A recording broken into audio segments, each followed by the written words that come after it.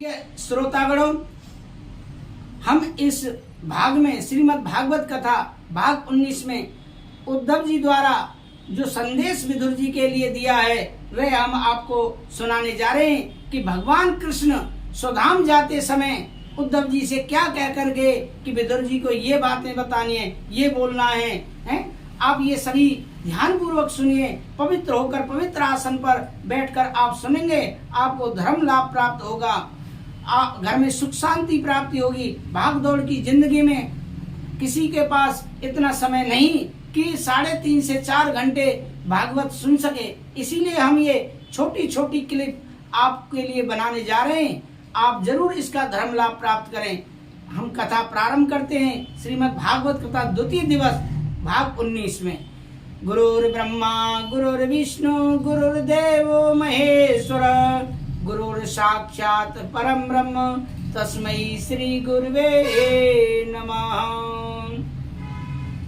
उद्धव जी कहते हैं विदुर जी, जाते समय भगवान ने हमें दिव्य ज्ञान प्रदान किया था कि हमसे कहा था कि जब मैं हस्तिनापुर आया था तो विदुरानी ने कितना प्रीति पूर्वक मेरा सम्मान स्वागत किया था, पर आज तक मैं विदुर जी को कुछ नहीं दे पाया। इसलिए मेरा ये तत्व ज्ञान जो तुम्हारे पास है, जब भी तुम्हारी विदुर जी से भेंट हो तो ये ज्ञान उन्हें अवश्य प्रदान कर देना। इतना सुनते ही विदुर जी के नेत्र भर आए, गदगद होकर बोले कि वाह प्रभु, हमारे घर में पवाने के लिए था ही क्या है, हमारे पास था ही क्या। गदगद होकर बोले कि वाह प्रभु, हमारे घर में पवाने के लिए था ही क्या। भावुकता में छिलके ही खिला दिए और भगवान उसके ही ऋणिया बन गए। परंतु विदुर जी कंठ गदगद हो गया। सारा जगत जिसे याद करता है वह जाते जाते मुझ विदुर को याद करके गए।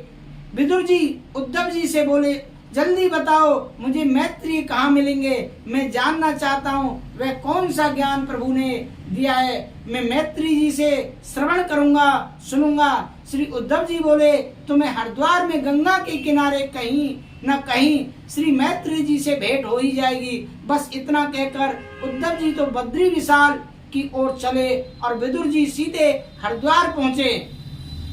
हरिद्वार में गंगा तट पर भ्रमण करते करते मैत्री मुनि से भेंट हो गई। जो मैत्री मुनि ने विदुर जी को देखा, उठकर खड़े हो गए और कहा, आओ विदुर जी महाराज, मैं तो कब से तुम्हारी ही राह देख रहा था, आपका इंतजार कर रहा था, क्योंकि बड़ा भारी दायित्व प्रभु मेरे कंधों पर डाल गए। विदुर जी तुरंत आए, मैत्री मुनि से भेंट की और कहा, भगवान मैं अब आपके सामने अपने कुछ प्रश्न रखना चाहता हूँ, मेरी जिज्ञासा का समाधान करें। सुखाय कर्माणि करोति लोको न तयि सुखम्बान दुपारमं वा विन्देत भूयस तत एवं दुखम यत्र युक्तम भगवान वदेन्ना। मुनिवर, संसारी प्राणी सुख की प्राप्ति के लिए कर्म करते हैं, परंतु उन्हें सुख नहीं मिलता है, सुख नहीं मिलता है, उन्हें सुख प्राप्त नहीं होता है, सुख के स्थान पर और दुख बढ़ जाता है। इस विषय में क्या करना चाहिए? मैत्री मुनि ने कहा, विदुर जी आपने लोक मंगल के लिए बहुत ही उत्तम प्रश्न किया है। कोई धन दुखी, कोई मन दुखी, कोई धन बिन रहत उदास, थोड़े थोड़े सब दुखी, सुखी राम के दास। विदुर जी इस संसार में प्रत्येक प्राणी दुखी है, एकमात्र कोई सुखी है तो वह भगवान का दास, भगवान का भक्त। दुखालयम अस्वास्थम। मैं आपको एक दृष्टांत के माध्यम से आपको सुनाता हूँ कि सुख क्या है। एक अत्यंत सद्विचारों वाले महात्मा भ्रमण करते हुए एक गांव में पहुंचे। गांव वालों ने उनको प्रणाम किया, चरण वंदना की और आदर पूर्वक एक आसन पर बिठा दिया। महात्मा जी ने सबको आशीर्वाद दिया, फिर सबने उन्हें अपनी अपनी समस्याएं सुनाई और महात्मा जी ने सबकी समस्याओं का समाधान किया।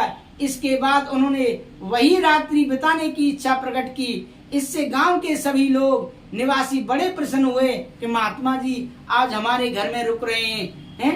वह व्यक्ति उन्हें अपने घर ले गया, एक व्यक्ति उन्हें अपने घर ले गया और वहां जाकर वह बोला, महात्मा जी आज आपके चरणों की धूल से मेरा घर पवित्र हो गया, घर पवित्र हो गया। यह मेरे लिए अहोभाग्य की बात है, बड़े सौभाग्य की बात है। आज मैं धन्य हो गया। एक कमरे में महात्मा जी को ठहरा दिया। महात्मा जी कमरे के एक कोने में बैठकर प्रभु का स्मरण और आत्मचिंतन करने लगे।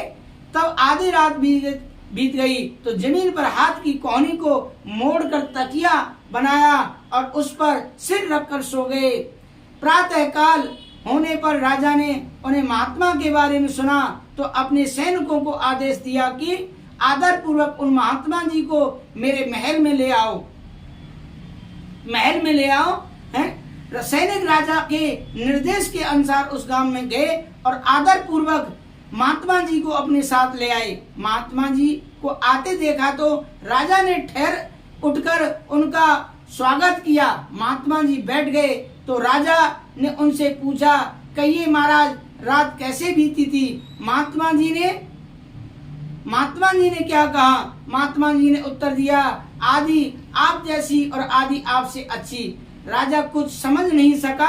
उसने कहा, महाराज मैंने तो सुना कि आप जमीन पर हाथ का तकिया लगाए सो रहे थे, फिर भी आप कह रहे हो कि आधी रात मुझ जैसी और आधी रात मुझसे अच्छी बीती। मैं कुछ समझ नहीं पाया।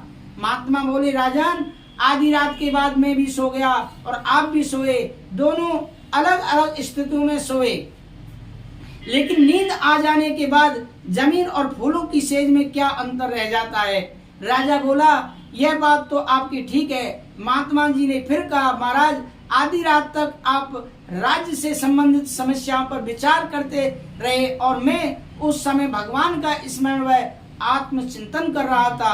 आपने राज्य के अंदर चिंता में अपना समय बिताया, जबकि मैंने शुद्ध भाव में, इसीलिए मैंने कहा कि आधी रात तो आप जैसी बीती और आधी रात आपसे अच्छी। महात्मा की बात सुनकर राजा बड़ा प्रभावित हुआ और बोला, आपके पास विशुद्ध आत्मचिंतन है, आत्मचिंतन है जो बहुत बड़ी संपत्ति है और साथ ही आपका संतोष रूपी धन पर भी पूर्ण अधिकार है, इसीलिए आप सुखी हैं। मैं इतनी धन संपत्ति होते हुए भी अत्यंत दुखी हूँ। अब मेरी समझ में यह आ गया कि सुख धन संपत्ति में नहीं, आत्मचिंतन और संतोष में है। विदुर जी, इस संसार में प्रत्येक प्राणी दुखी है, एकमात्र कोई सुखी है तो वह भगवान का दास, भगवान का भक्त।